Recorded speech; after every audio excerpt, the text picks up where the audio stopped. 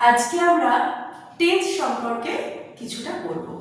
আশা করি তোমরা অনেকেই জানো টেন্স কি বা টেন্সের কার্যকারিতা কি। তো দেখো, টেন্স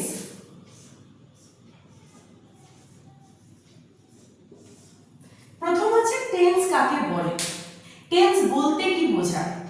টেন্স হচ্ছে টাইম অফ অ্যাকশন। এবার টাইম অফ অ্যাকশন বলতে কি বোঝায়? টাইম অফ অ্যাকশন হচ্ছে কোনো কাজ যে সময়টায় করছো সেটাকে বলে টেন্স। তাহলে আমরা কোনো কাজ কোন কোন সময় করি? তোমরা নিশ্চয়ই সবাই জানো আমরা কাজ অতীতে করি, বর্তমানে মানে অতীতে করে এসেছি, বর্তমানে করি এবং ভবিষ্যতে করব। তাহলে আমাদের টেন্স কয় প্রকার হলো? 3 প্রকার: প্রেজেন্ট, পাস্ট অ্যান্ড ফিউচার। এবার এই প্রেজেন্ট, পাস্ট, ফিউচার এই তিনটেরই কিন্তু কিছু ভাগ আছে। এই ভাগগুলোকে কি বলে? সিম্পল, কন্টিনিউয়াস, পারফেক্ট, আর একটা হচ্ছে পারফেক্ট কন্টিনিউয়াস। তো আজকে আমরা যেটা করব সেটা শুধুমাত্র সিম্পল প্রেজেন্ট বা প্রেজেন্ট ইনডেফিনিট আর প্রেজেন্ট কন্টিনিউয়াস। এই যে টেন্সকে প্রেজেন্ট টেন্স,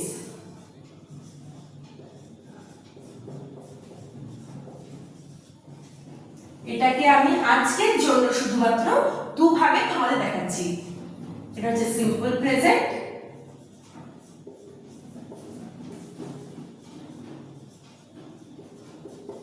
বা প্রেজেন্ট ইনডেফিনিট।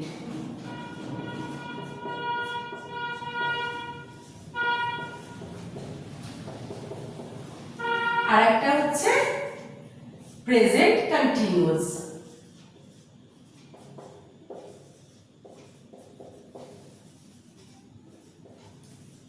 হলো। এবার সিম্পল প্রেজেন্ট টেন্সটাকে আমরা প্রথমে নেব। এই সিম্পল প্রেজেন্ট টেন্সটাকে প্রথমে নেব। সিম্পল প্রেজেন্ট টেন্সটা নিতে গেলে প্রথমে জানতে হবে সিম্পল প্রেজেন্ট টেন্স কোথায় হয়, কোথায় আমরা সিম্পল প্রেজেন্ট টেন্সটা ইউজ করি। কোথায় করি? সাধারণত যে কাজগুলো আমরা রেগুলার করি, কোনো রেগুলার হ্যাবিটস বোঝাতে। যেমন ধরো আমরা প্রত্যহ স্কুলে যাই, we go to school everyday, এটা একটা আমাদের হ্যাবিট। তো এটা আমাদের সিম্পল প্রেজেন্ট টেন্সের মধ্যে পড়বে। আরেকটা হচ্ছে কোনো ইউনিভার্সাল ট্রুথ, যেমন যেটাকে আমরা কোনোদিনও পরিবর্তন করতে পারবো না। যেমন ধরো সূর্য পূর্ব দিকে ওঠে, ওটাকে আমরা টেনে কোনোদিনও পশ্চিম দিকে চাইলেও ওঠাতে পারবো না। তাহলে এটা আমাদের প্রেজেন্ট ইনডেফিনিট একটা টেন্স।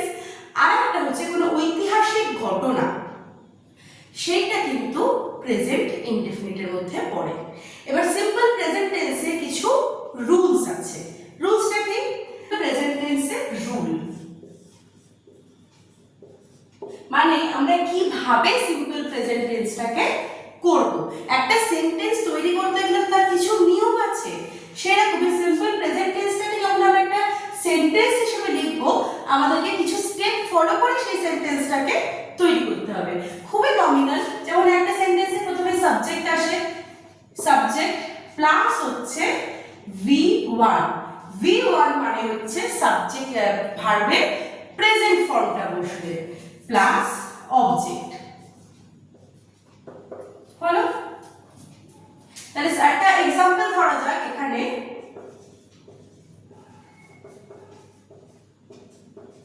এক্সাম্পল কি দেব? ধরো সাবজেক্ট হচ্ছে আই, ভার্ব হচ্ছে গো, আর অবজেক্ট আমাদের পড়বে টু স্কুল। ঠিক আছে? এটা একটা হলো আমাদের প্রেজেন্ট ইনডেফিনিট টেন্সের উদাহরণ। আর একটা কি হতে পারে? হি গোস টু স্কুল এভরিডে। এটাও একটা উদাহরণ।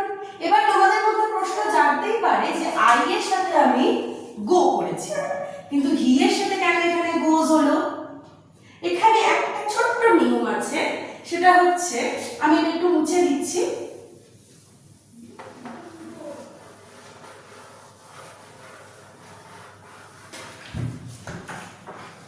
এটা একটা ছোট করে একটা নোট করে নাও তোমরা। এখানে নিয়মটা হচ্ছে third person singular number present টেন্সে ভার্বের সাথে সবসময় এস বা ইএস যোগ হয়। কি বললাম?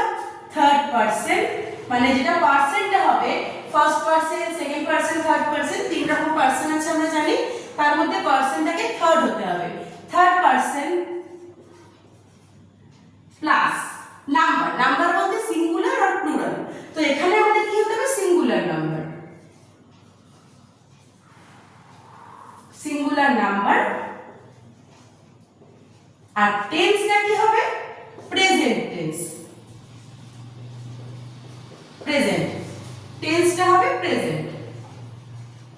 যদি আমি চাই ধরো টেন্সটা আমরা প্রেজেন্ট ধরলাম না, ধরলাম পাস্ট টেন্স, তাহলে হি ওয়েন্টস টু স্কুল তো হয় না, ওয়েন্টের সাথে কখনো এস বা এস যোগ হয় না, এস বা এস যোগ হয় শুধুমাত্র ভার্বের প্রেজেন্ট ফর্মের সাথে, এবং অবশ্যই থার্ড পারসন এবং সিঙ্গুলার নাম্বার হতে হবে। যেমন ধরো হি গোজ টু স্কুল,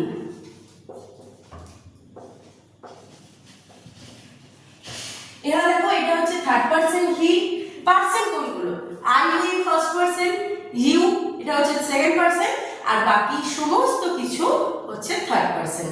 ঠিক আছে, তাহলে হি হচ্ছে, হিটা একটা থার্ড পারসন, আর এটা কি নাম্বার হি, হি মানে সে, এটা সিঙ্গুলার নাম্বার, তাহলে কি হলো। আর টেন্সটা দেখো গো আছে, ওয়েট কিন্তু নেই, তাহলে third person singular number present টেন্সে আমার ভার্বের সাথে এস বাই এস যোগ হলো। আবার ধরো আমি লিখি দে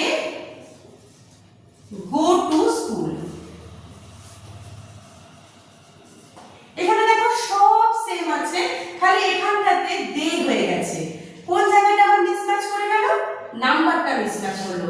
দে মানে কিন্তু তাহারা, তাহারা হচ্ছে আমার প্লুরাল ফর্ম, সেখানে কিন্তু আমি ভার্বের সাথে এস বা এস কোনোটাই যোগ করতে পারবো না। ঠিক আছে, এবার তাহলে যাওয়া যাক কন্টিনিউয়াস টেন্সে, present continuous tense. Present continuous tense দেখো, এই প্রেজেন্ট কন্টিনিউয়াস টেন্স এই নামটার মধ্যে থেকে কিন্তু আমরা একটা ওয়ার্ড ডিরাইভ করতে পারছি। কি ওয়ার্ড দেখো, কন্টিনিউয়াস, মানে যে কাজটা কন্টিনিউ হয়, যে কাজটা হচ্ছে সেটাই হচ্ছে প্রেজেন্ট কন্টিনিউয়াস টেন্স। সো এখান থেকে আমাদের কি ওয়ার্ড বেরিয়ে গেল কন্টিনিউ, যে কাজটা কন্টিনিউ হচ্ছে সেটাই প্রেজেন্ট কন্টিনিউয়াস টেন্স। রুলস কি হবে, রুলস হচ্ছে সাবজেক্ট প্লাস বি ভার্ব। এবার প্রেজেন্ট টেন্সে বি ভার্ব হচ্ছে অ্যান ইজ আ, তাহলে সাবজেক্ট হলো বি ভার্ব হলো, এবার আসবে কি অবশ্যই ভার্ব V1, তার সাথে আবার হবে আইএনজি, মানে ধরো মেন ভার্ব হচ্ছে গো, গো এর সাথে আইএনজি যোগ হয়ে কি হবে গোইং, তাহলে VING প্লাস হলো অবজেক্ট। এবার ধরো আগের সেন্টেন্সটা আমরা কি করছিলাম হি গোজ টু স্কুল, ওই সেন্টেন্সটা ধরেই আমরা এখন প্রেজেন্ট কন্টিনিউয়াস টেন্সটা করি। एग्जांपल কি হবে দেখো, হি, হি এর সাথে বি ভার্ব কি হবে ইজ, তাহলে he is going to school, কিছুই না একদম সোজা, সাবজেক্টের জায়গায় হলো হি, বি ভার্ব এর সাথে হচ্ছে ইজ, VING V1 ING মানে গোইং টু স্কুল, এটা হয়ে গেল আমার object, verb ING be verb, আর এটা হয়ে গেল সাবজেক্ট। ঠিক আছে, পরের দিন আমরা প্রেজেন্ট পারফেক্ট এবং পারফেক্ট কন্টিনিউয়াস টেন্সটা করব। আশা করি তোমাদের বুঝতে কোনো অসুবিধা হবে না, তাও যদি কোনো অসুবিধা থাকে অবশ্যই কমেন্টে জানাবে, আমি তোমাদের সেটা সলভ করে দেব। আর যদি ভালো লেগে থাকে তাহলে অবশ্যই লাইক, শেয়ার এবং সাবস্ক্রাইব করবে। Thank you.